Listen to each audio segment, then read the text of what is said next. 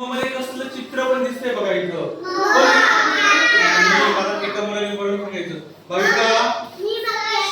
भाविका कोणतं चित्र आहे? कशाचं चित्र आहे भाविका? मक्याचं. तुम्ही सर्वांनी मका पाहिलं ना? आणि हे मक्याचं चित्र आहे. आणि हे मक्याचं कोणतं अक्षर आहे? बघा हे की नाही? हे बघा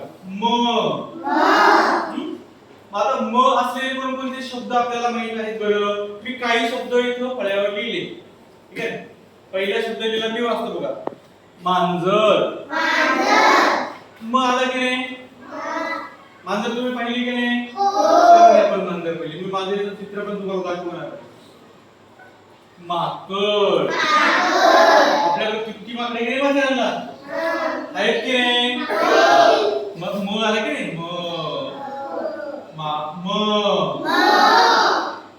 मोर. मोर पाहिला तुम्ही? मोराचा आपण छानसा एक व्हिडिओ पण बघणार आहे. चित्र पण तुम्हाला दाखवणार आहे. इथं काय अक्षर आले? मासा. माझ्या हातामध्ये कोणतं अक्षर आहे? की नाही? आता मला कोण समोर इथं येऊन हे अक्षर वाचून दाखवेल बरं? ती ये बघा. असं पकड आणि बोलून दाखव बरं. काय अक्षर आहे? काय अक्षर आहे? बोल ठेव. काय अक्षर आहे? बोलेल म अक्षर. आता अक्षराचे बरेचसे शब्द तुम्हाला माहिती आहेत. तुम्ही ऐकले. मांजर, माकड, मोर, मासा पण पाहिजे की नाही? तुम्हाला माहिती का मोर कोणते शब्द तयार होतात? माहिती तुम्हाला? ठीक आहे. कोण सांगेल बरं? विवा. तू सांगते. शब्द सांग. शब्द म वरून तयार होणार. अजून तुला माहिती का म वरून अजून कोणते शब्द तयार होतात?